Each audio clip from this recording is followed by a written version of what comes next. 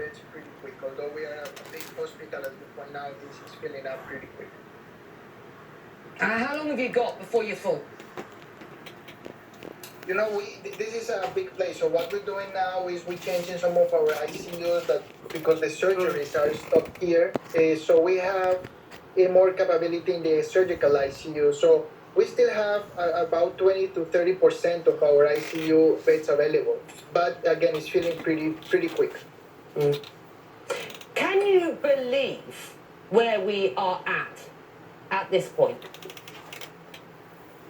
To be honest, no. I didn't expect this. The last wave, we all thought it was done, and we were done with the whole crisis. A week later, we were starting cases, and here we are right now. So no, I didn't expect that. What happened, sir? To be honest, I believe that the community just went crazy, in one word. I think one thing is when you reopen an economy, go to restaurants, and you start going out. One thing, if you have parties and houses with 100 people going, beaches open, people eating in the beach, restaurant all full, bars open, no mask, no social distancing. So I think that was the problem. It was people didn't do their job. You have said that your major concern is the change in patients, the severity of their cases. Can you explain? I want to weigh in real quick because this has really gotten intense and serious in regards to this pandemic. I want you to hear some of the clashes of common sense of what is going on. Not just what has going on, what has went on, but what is going on.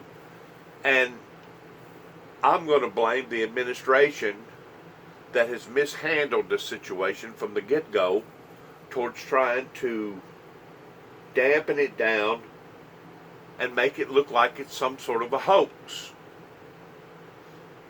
Donald Trump, blood is on his hands. American blood.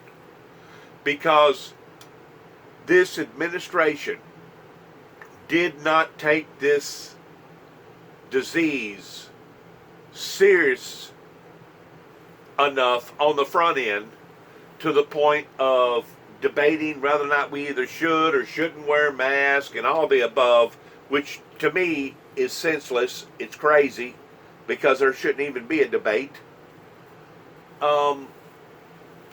This administration has a great deal to be responsible for and accountable for because it did not take heed to what was going on the front end.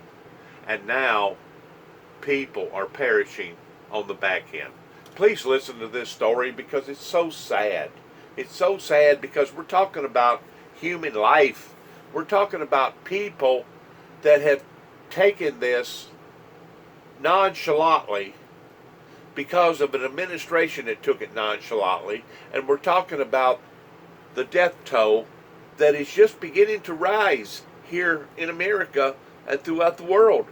Because some of these pandemics that hit the earth, sometimes they evolve and rotate around the earth 2 or 3 or more times. So if people think that we're out of the woods on this sickness, they're only fooling themselves. And as I have said before, and I'll say again, it's got as much to do with the unleashing of a evil demonic spirit, just as the Bible talks about in the book of Revelations, that in the last days Satan will rise up in great wrath because he knoweth his time is short. It's Satan that is the one that's out to kill, steal, and destroy. Mankind has done something wrong to the point that God has allowed for something like this to wreak havoc upon this planet. Mankind needs to change from their wicked and sinful ways, because if not, it's a possibility that we all could be doomed. Because this thing is evolving, it's changing, it's growing. It's multiplying. It's becoming more vicious and powerful in different areas. That our scientists and doctors thought that whenever summertime comes, that this thing was just going to vanish and disappear. Instead of it vanishing and disappearing, it's gotten worse. So if it's gotten worse in the heat, can you only imagine what it's going to do this winter whenever other viruses multiply pertaining to colds and flu, that if you combine all of it together, it could be absolutely catastrophic. Donald Trump is going to be held responsible. This administration is going to be held responsible for unvalidating this disease of how lethal that it truly is towards wreaking havoc upon society. It's so sad, so sad. You know, what we're seeing lately is younger patients, like in the last wave. So when I say younger, I say between 25 to 55. So that's one of the concernings. There's healthy people getting sick. So it's not like the usual older people with medical history. So younger patients. And then I mean sick patients is because they really need a lot of ICU requirements. They need more oxygen. They need more help from our health workers. You have to move these patients around. So the human resources we need to put in these patients is much more than before because of the requirements. See what I'm saying? The disease itself has mutated to the point that now it's not just attacking the vulnerable pertaining to the sick or the old, the elderly. Now it's going all the way down to the 20 and 25-year-olds. And now they're having to get on these oxygen supplies, and it's taking up more resources because they're younger. It's evolving. It's growing. It's multiplying. It's changing. And that's what a disease does a lot of times. And until the scientists finally get their head wrapped around this thing could be with us for years before they finally figure out how to eradicate it. In the meantime, it's eradicating us. Those that don't use good common sense techniques, and of course those that think that God isn't real, and those that think that the wrath of God isn't real. Yes, God is real. The wrath of God and the punishment of God is real. And whenever God releases or allows for something like this to come about society, that's whenever the true believers, those who does have a sense of faith, understand that this is happening for a purpose, a reason, just as the Bible talks about, that these will be the signs of the sorrows that will fall upon the humanity in the last days because of all the wickedness and all the sin of mankind. I mean, whenever you look on these beaches and some of these swimming pool parties and stuff, the way that people are just walking around nonchalantly with basically a piece of dental cloth barely covering over their you know what,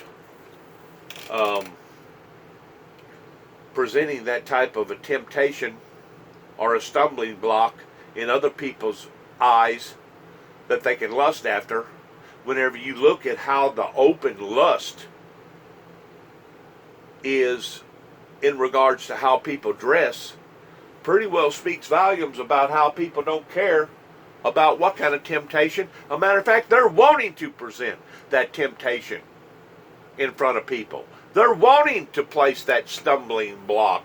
That way that individual that's already struggling with that weakness will wind up falling snare to that temptation. And the next thing you know, instead of that gentleman looking at his wife, he's looking at something else because he considers that eye candy. He's looking at something else, or she's looking at something else because she considers that eye candy. People need to wake up towards why things are occurring the way that they're occurring upon to this sickness.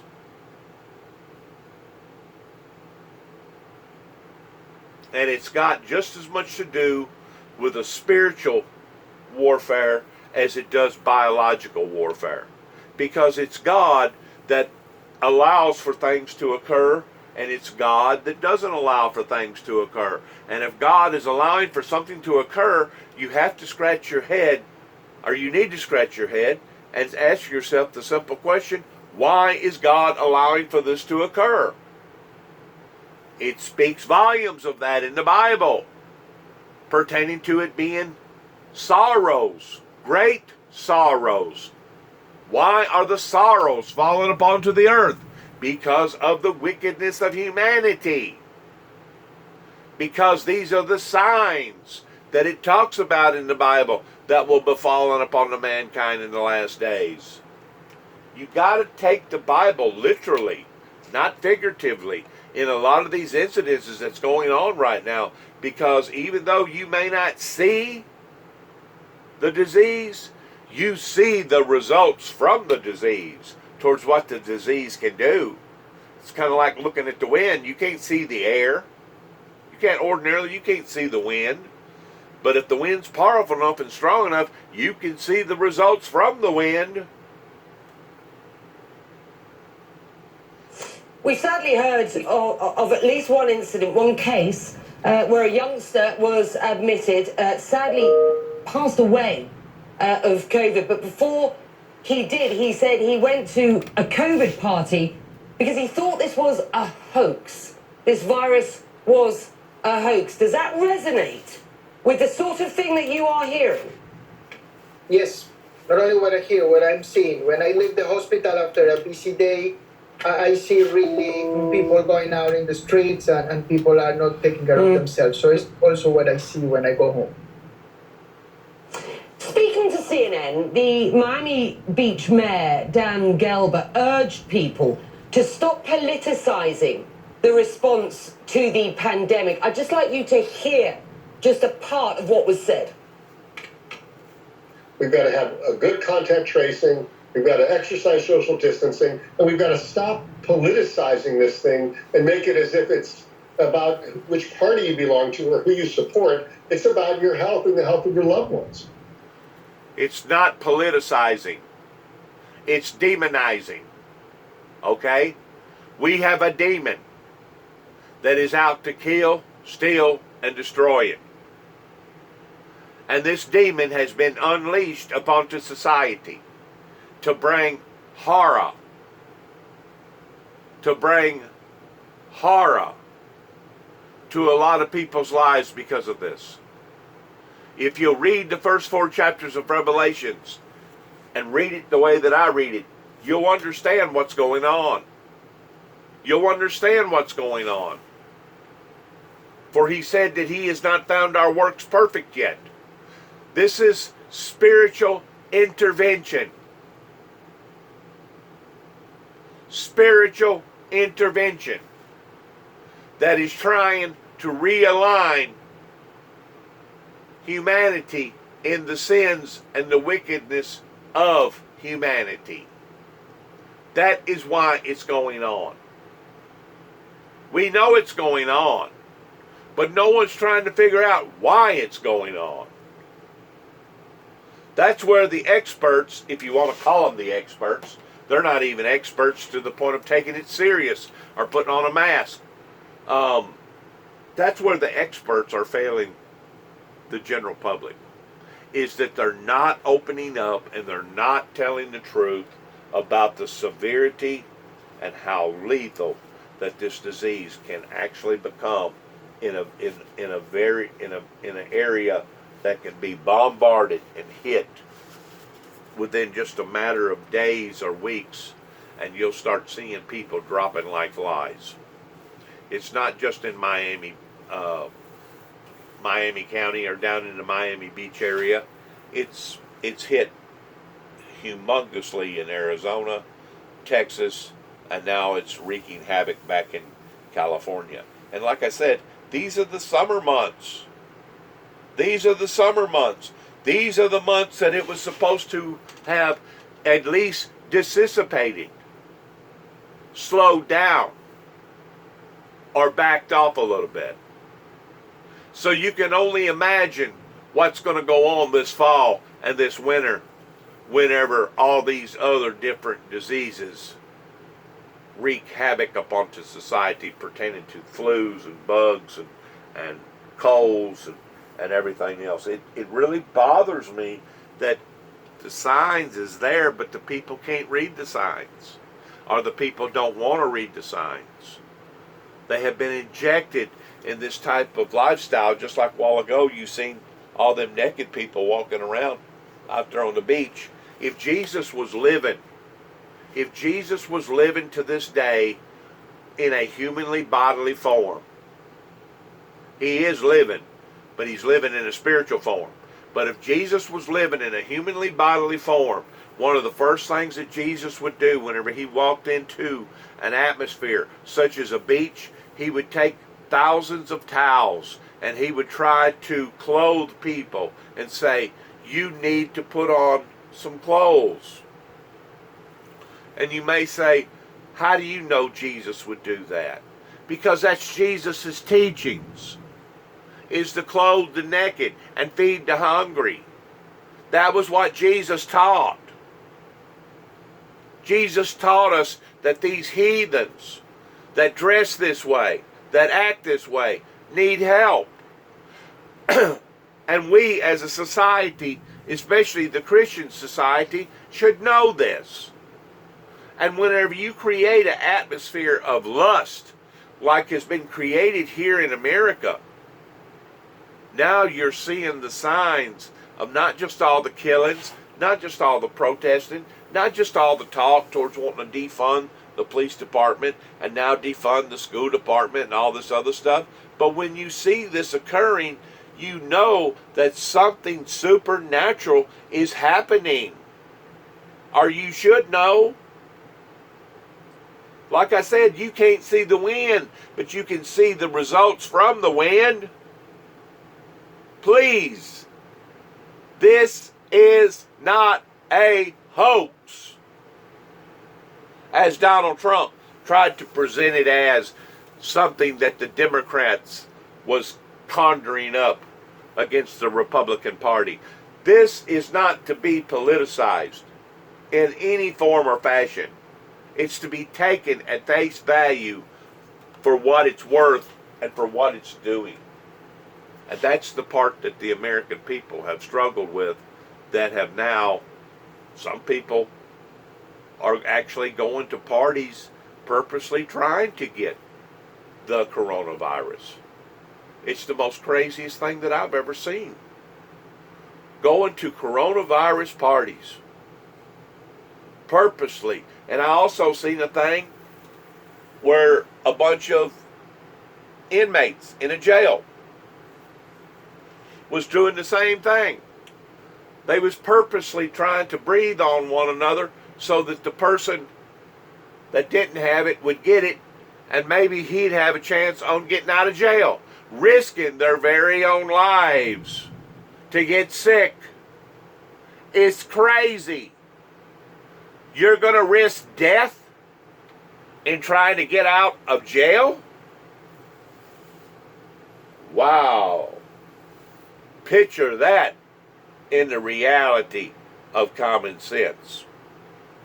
Jail's bad, but I don't think it's that bad to the point that you'd want to die to get out of it.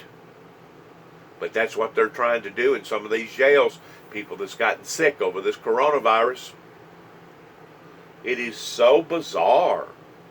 This is bizarre acting. Bizarre behavior. Doctor, the conversation surrounding masks is seemingly a merry-go-round as politics butts heads against science. Surely the issue should have been put to rest months ago. Months ago. But I'm going to ask you again, should we be wearing masks, sir? The answer is 100% yes, and I agree with the mayor.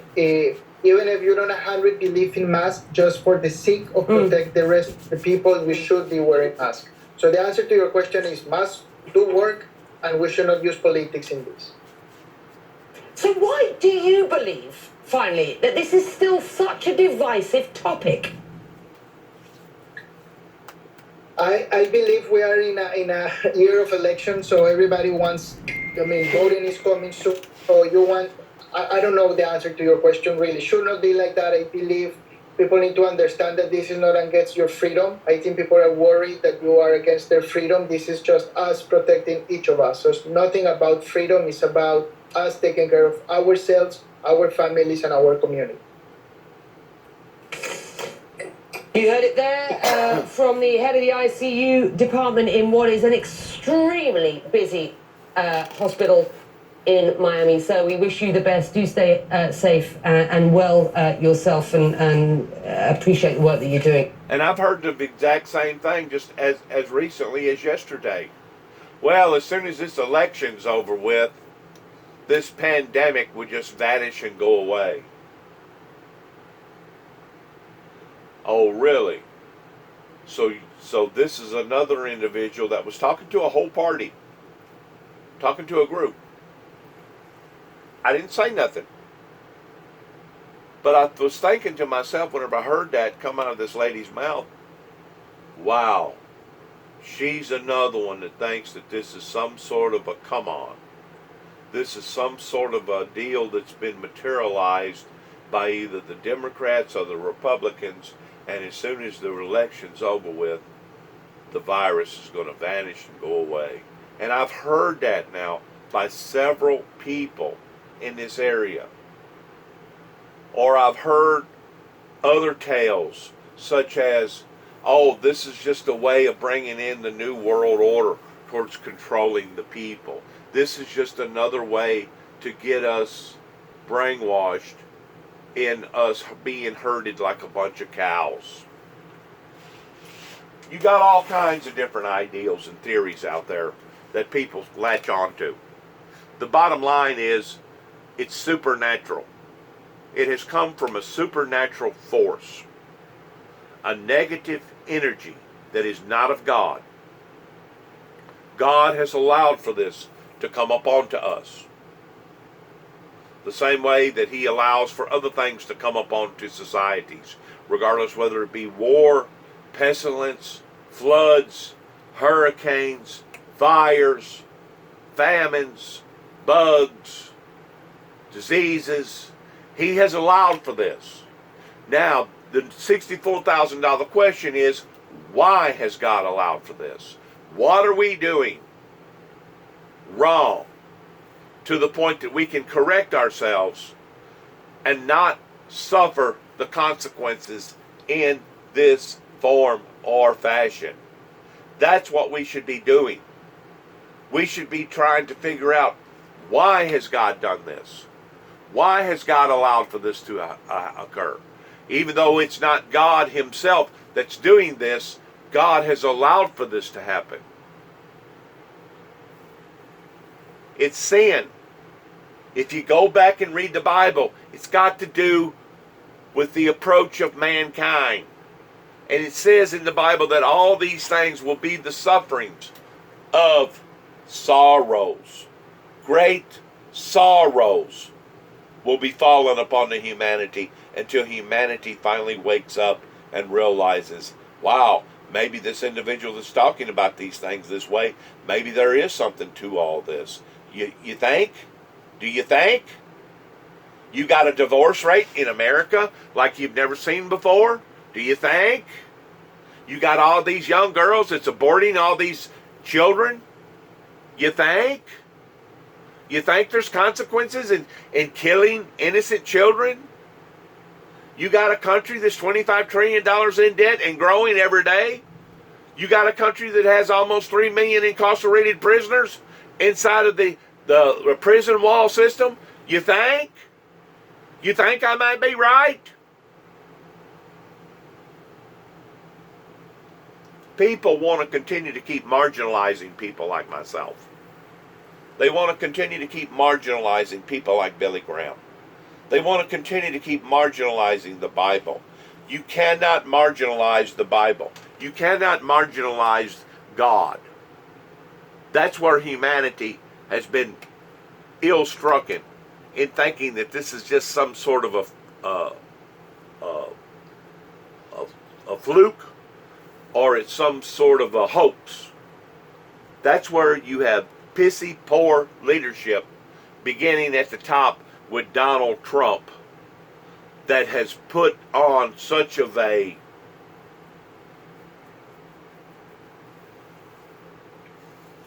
false derivative of trying to deceive the American people and the rest of the world. That's where you have to say enough is enough pertaining to this guy that is misleading all of us towards us all walking off into the mouth of the volcano. You have to be spiritually discerned, just as the Bible talks about, and use your spiritual eyes in understanding where we are right now as a society, not just here in America, but throughout the world. These are wake-up calls. These are whistleblowing techniques that God is using towards telling humanity that He's not satisfied in our actions. And if you don't believe me, read the first 4 chapters of Revelations. Read it in-depthly every day until you finally get it figured out.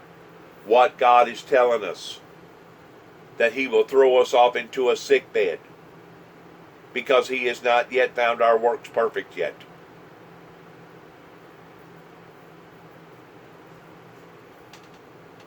In other words, He's going to allow for us to become mortified in these diseases and these sicknesses. And the reason why is because of the handling of our own personal affairs. That's the bottom line. That is the bottom line. And if you're a spiritual person, you should see things the way that I see them too as well. And if you don't, or if you choose not to, well, that's your idiotic behavior. And good luck to all of us is all I got to say.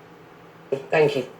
Thank you. Stay tuned. Next hour, we'll be speaking with Margaret Harris, who is spokeswoman for the World Health Organization. I'm going to speak to her about her group's shifting stance on whether or not we should be wearing masks, and about the team that the WHO has just sent into China. Well, before that, another extremely important guest, not just because he runs Brazil's wealthiest state, but because the governor of Sao Paulo has plenty to tell us about the country's president as Brazil's COVID crisis surges. And a major blow to Huawei, the UK makes a U-turn on the Chinese telecom giant's role in the country's 5G network. All that coming up.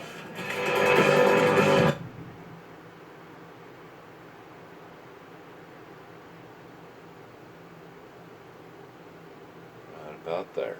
And there is a new milestone for the region, and I'm afraid it's a bleak one. It has now overtaken the US and Canada in coronavirus deaths. As of now, right now, Latin America and the Caribbean have suffered almost 147,000 deaths due to the pandemic. Now, CNN has analysed the numbers from Johns Hopkins University. Brazil is the worst hit country in the region. It's trying to cope with more than 250,000 new cases in just the past week alone. Many infections are now being reported in rural towns where indigenous communities have been, quite frankly, devastated. This is all happening as the Brazilian president, Jair Bolsonaro, continues to downplay the threat. CNN's Shasta Darlington is live for us in Sao Paulo. Mr. Bolsonaro is himself fighting the disease, Shasta, and says he will get tested again sometime today. He says he, quote, can't stand isolation and wants to get back to work. His behaviour towards this public health crisis has been described as ostrich-like. He's described COVID as, quote, a little flu, nothing to worry about, and says no need to wear a mask despite getting the virus himself. What will it take for him to accept the dangers posed by this virus?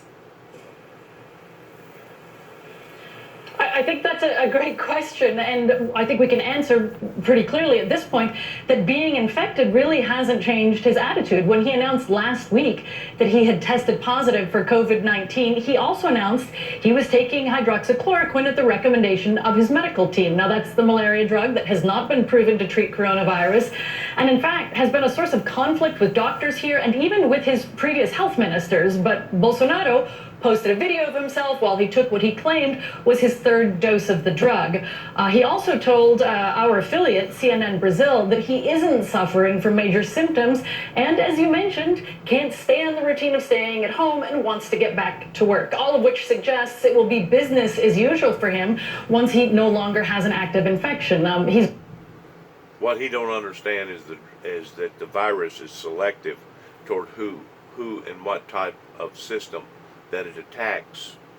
And even though it may not kill him this time, what about next time? What about the time after next? You know, it's kind of like a ramming device. You know, a lot of times whenever you're trying to tear down a building, you just don't take one lick at that building, boom, and the building's gone. Sometimes you have to take the ramming device and hit the building several different times before you finally knock the building down. It's the same way with the virus. A lot of these people that are catching this virus, because their immune system is different or built up to the point that they basically feel like that they've caught in the flu or got a bad case of the cold or whatever, they think, well, this thing ain't that bad. But at the same time, we see in the death wards to where it is that bad if you don't have the right system, okay? In the meantime, these people that are being affected thinks that they're exempt now because they're not going to have to worry about becoming affected again. I got news for them. Whenever it comes back the second time, it usually comes back about twice as hard and twice as fast. So don't tell me that you can't be infected twice, because it's changing, it's evolving, it's mutating. And what we're seeing right now is just the beginning phases of all this. We're just now getting into this. Even your experts, your doctors, your scientists, they don't know. It's a guessing game to them. We're in uncharted territory right now towards where and how bad that this thing is actually going to evolve into. And you got idiots like this guy here and Donald Trump that get on national TV and tell everybody, oh, it ain't that bad, you'll survive it. It's just like having the common cold. Well, it may be to certain people, but then again, it may be a death sentence to someone else. That's the part that they're not talking about. That's the idiotic, reckless behavior that they're not explaining to the general public. Repeatedly urged Brazilians to go back to work, insisting that a kind of vertical isolation, just isolating the elderly and those with risky health conditions, would be the ideal approach. And yet, as you said, the numbers continue to rise in Brazil, with more than 72,000 deaths and another grim milestone on the horizon. It looks like Brazil could reach a total of 2 million confirmed cases this week, Becky. Remarkable. Thank you, Shasta. My next guest, once an ally of the Brazilian president, is now one of his biggest critics, telling CNN, quote, it's amazing when you have two viruses to combat, the coronavirus and the Bolsonaro virus. Well, that's the view of João Doria, who is the governor of Sao Paulo, Brazil's wealthiest state, and he joins me now live, wearing a mask, which your former ally, Mr. Bolsonaro, doesn't agree with. You clearly do. Wearing a mask is important, sir, correct? Becky, it's a pleasure to be with you.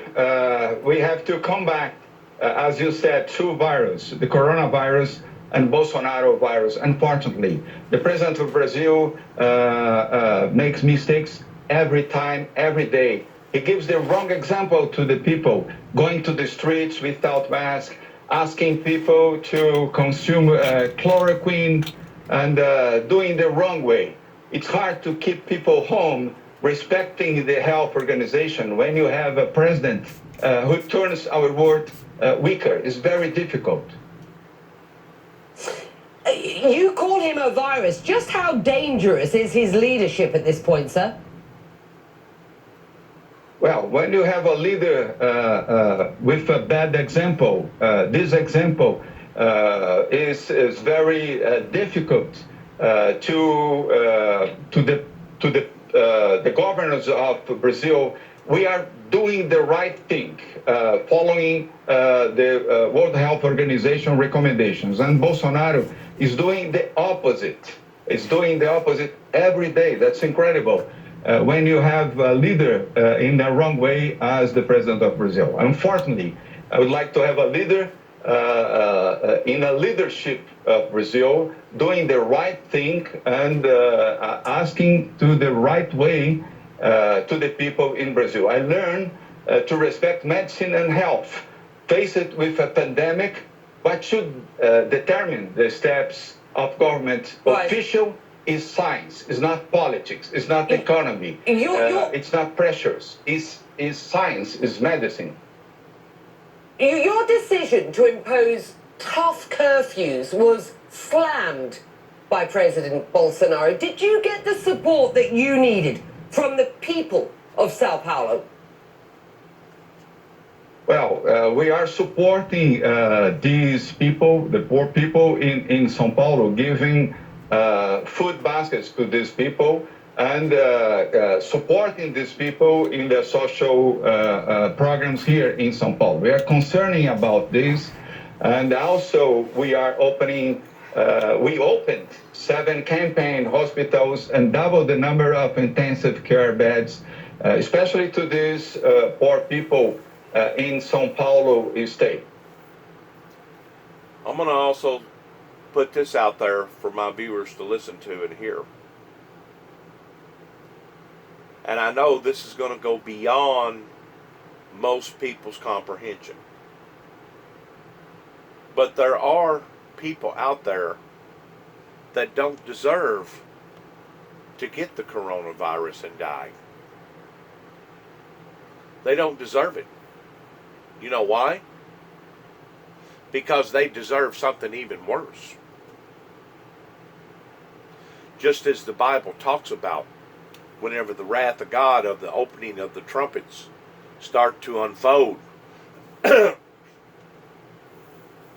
people wind up taking the mark 666, realizing at that point in time that they have messed up, and they beg for the rocks to fall upon to them according to Revelations, but the rocks fell not. In other words, they wanted to die, but death fled from them people. There comes a time whenever a society becomes so wicked that even death is expelled from their services because they deserve to be punished in a punishable manner. That's the way that I read the book of Revelations. And that's the way that I read accountability issues pertaining to sinfulness of humanity that is grown unproportionately out of control upon this planet. And some will argue and say, well, God wouldn't do nothing like that. Why wouldn't he? He's done it to other cultures. He's done it to other generations. He's brought great misery and sorrow into other civilizations. Why do we think that our generation today is any less or more grateful of seeing the same things happen to us as it did to other generations that happened to other cultures? See, that's where Satan has people deceived. That's where Satan has brainwashed a lot of people, and people thinking that because we can stand under the umbrella of forgiveness through the blood of Christ, that God wouldn't allow for such activity like this to come upon to society. I got news for you. God holds everybody accountable. And a lot of people are using the teachings of Christ for that very thing. They think that it gives them a license to get out here and do whatever that they want to do and not have to suffer any of the consequences for doing it. They have manipulated the words from Christ. the words coming from God's Son. And because they have manipulated it, they're using it in the wrong format. That's the reason why God spoke very clearly in the first 4 chapters of Revelations that he hated those who was lukewarm, and he hated those who professed that they was Jews and was not, and he hated those that followed under the pretense of Balak and Balaam. In other words, the unpardonable sin, which is blaspheming, pretending, acting like that you've got a true, strong relationship with God, and in reality, you don't have. According to the Bible, that's the unforgivable sin. It's blasphemy.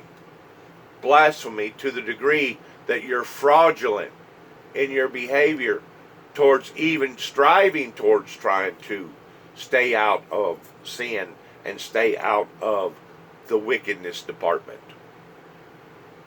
People need to understand what is happening. But more importantly, people need to understand why it is happening. What has occurred that has made this come upon to humanity?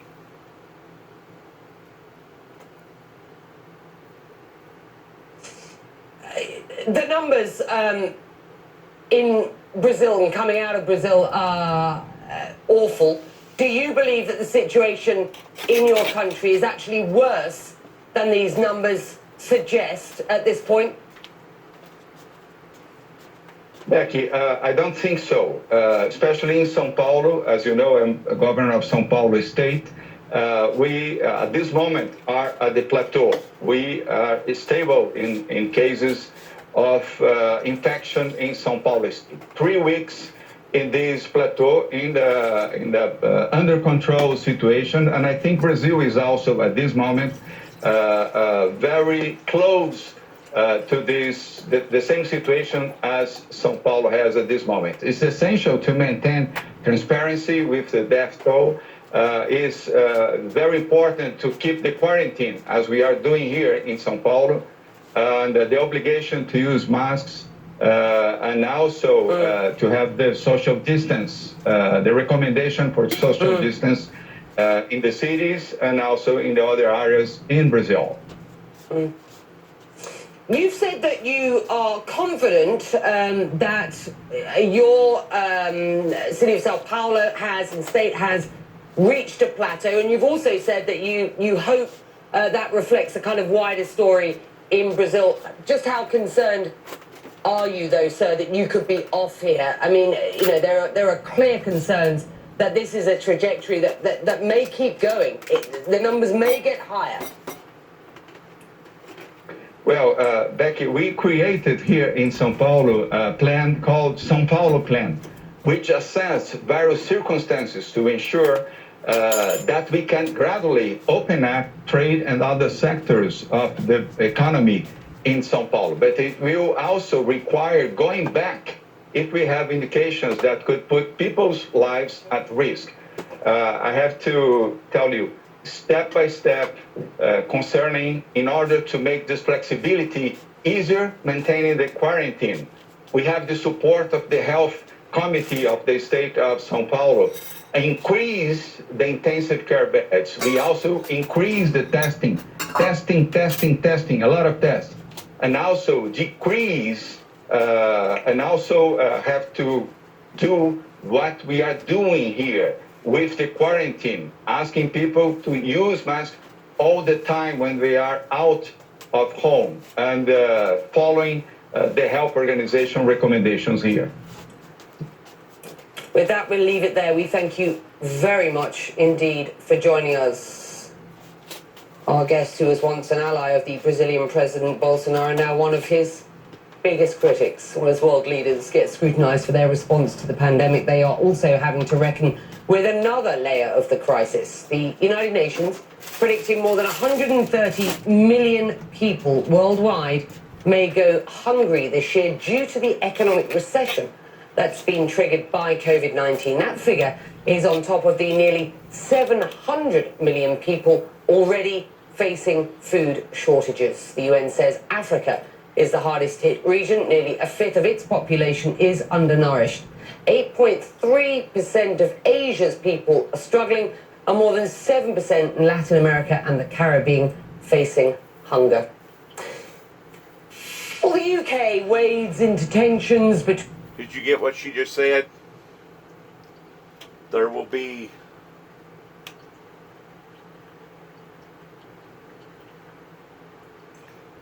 human carnage,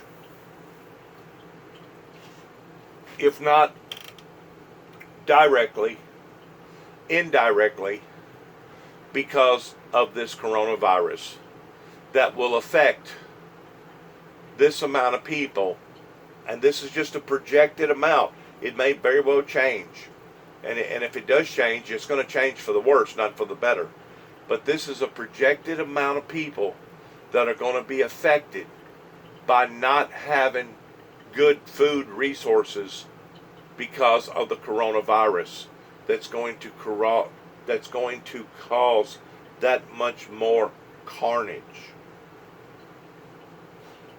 In other words, if you're not affected directly by this disease, you can be affected indirectly. And this is the indirect consequences of this disease towards people literally dying without food. Now, granted, you take some of these places, they was already suffering to some extent. You take Africa, I'm going to say probably Africa was already at about 3.5%, 4%. Asia was probably at about 2%, and the Latino American, South American area was probably suffering already, give or take around 1.5%. I mean, you got some really, really sad situations in a lot of those camps, tribal areas, to where people just does not have, they don't have running water, they don't have food, they don't have telephones, they don't have electricity, they don't have the type of resources and necessities like we have over here in America. That's the reason why you have so many people wanting to fly or get on a boat and come to America, is because if you've ever lived in some of those impoverished areas, you'll understand real quick the reason why those people want out of those impoverished areas is to come to America, because America has so much more plentiful in regards to our food chain, our nice parks, our nice roads, hospitals, clinics, universities, etc. You'll understand real quick the reason why that those people want out of those areas.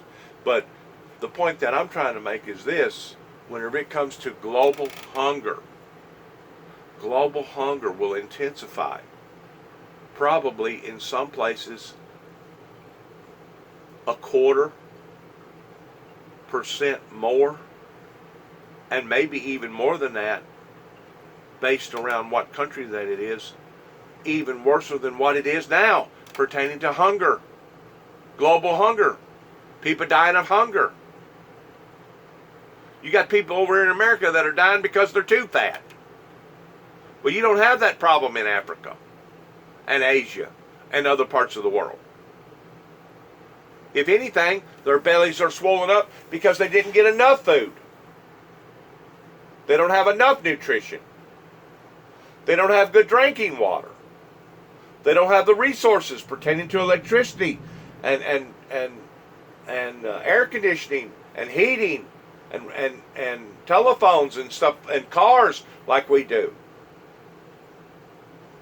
This is a disaster waiting to even become worser as we fall victim to these consequences and circumstances that the coronavirus is now bringing upon to humanity. And if we think that somebody's just going to instantaneously create some sort of vaccination, that's going to miraculously take a wand to do some sort of a magical trick over, and it's just all going to go away, is absolutely senseless. It is absolutely a lie in thinking that this is just going to up and go away. This is going to be with us, folks, for a long period of time.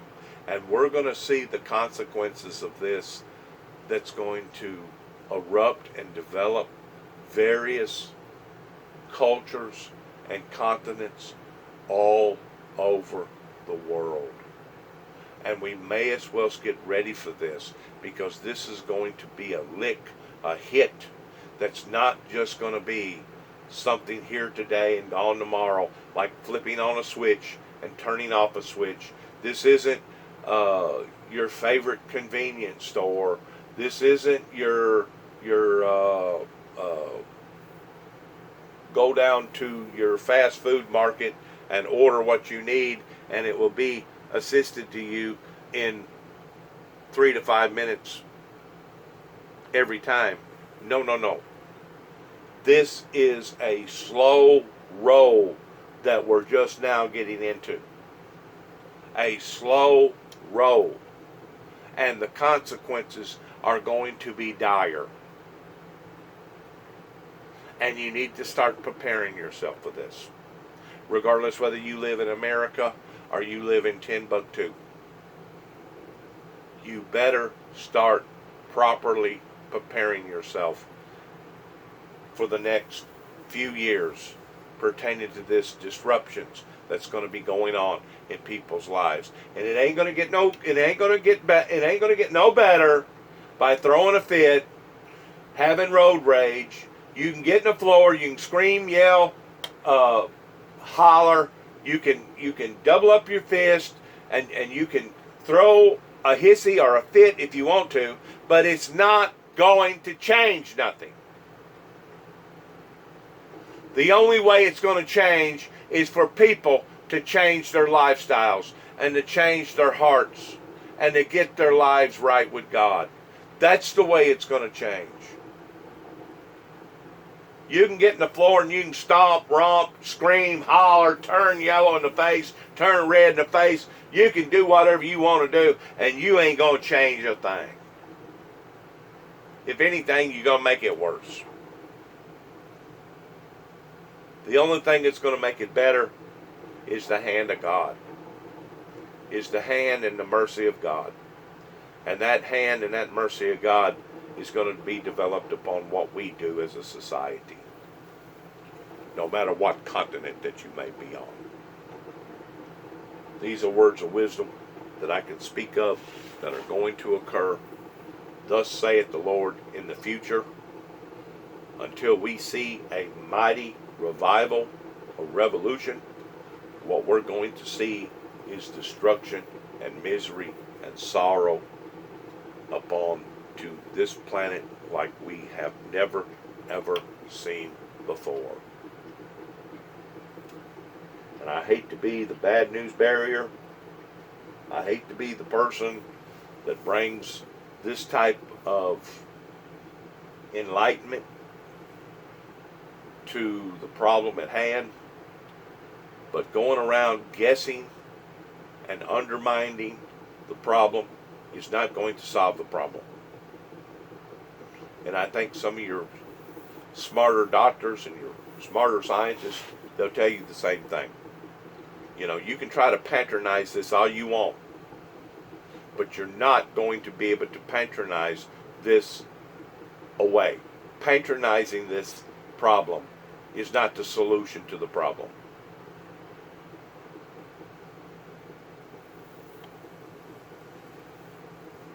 Mitigating it is only going to basically put a band-aid on it.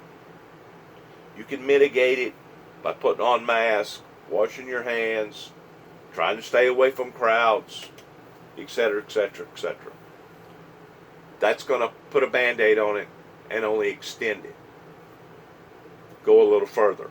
It's kind of like kicking the can down the road. The only way to eradicate it, not mitigate it, but eradicate it, is to get your heart and life right with God. And even at that is no guarantee, that it still may come your way and you still may be affected by the disease. People has to wake up to what is going on pertaining to something this big, this humongous, that has hit this planet this way. We haven't seen this for almost 100 years or over better. Not on this level. Not this lethal. Not advancing this powerful and this strong towards going from one nation to another, one country to another. We have not seen nothing on this level. The World Health would tell you, we have not seen nothing on this level since 100 years ago of the Spanish flu. That, like I said, some of these major pandemics, and this is now categorized as a major pandemic, circles the planet 2, 3, maybe 4 times before they finally make adjustments in finding some sort of antidote, some sort of vaccine that will fight up against it. In the meantime, the only thing that we as a society can do is basically grin and bear it. We can try to mitigate it. We can try to put on masks, and I support putting on masks. Lord God, do I ever. Put on masks, wash your hands, stay away from groups of people, and don't be stripping off all your clothes and walking out on the beach. Don't be asking for it. Don't be going to pool parties and orgies and everything else knowing that this is defying the very will of God.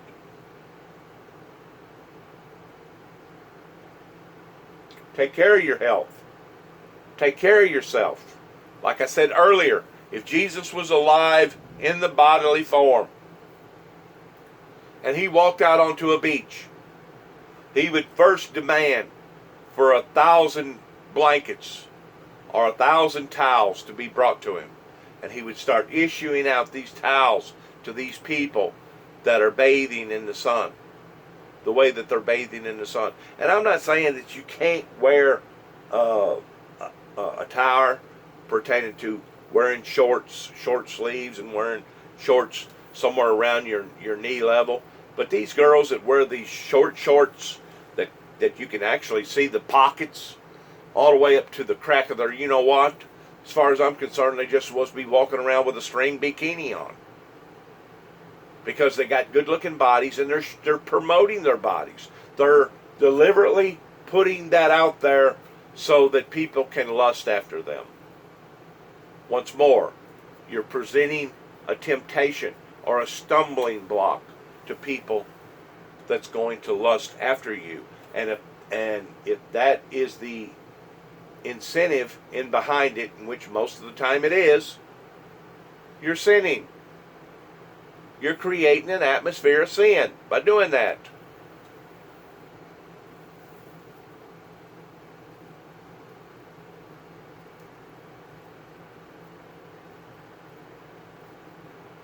Good luck to all of us in this atmosphere of sickness that has befallen upon to not only the American people, but upon to the world. Good luck to each and every one of us as we struggle and survive in this jungle called the jungle of life. I know that I stand true to the Word of God, and the Word of God says that the meek shall inherit the earth. I know that I stand true to the Word of God towards believing that it's going to be the elect that are going to stand true during these trials and times towards prospering and growing and becoming that in which what our Creator, our endowed Creator, intended for us to be to begin with. Shalom.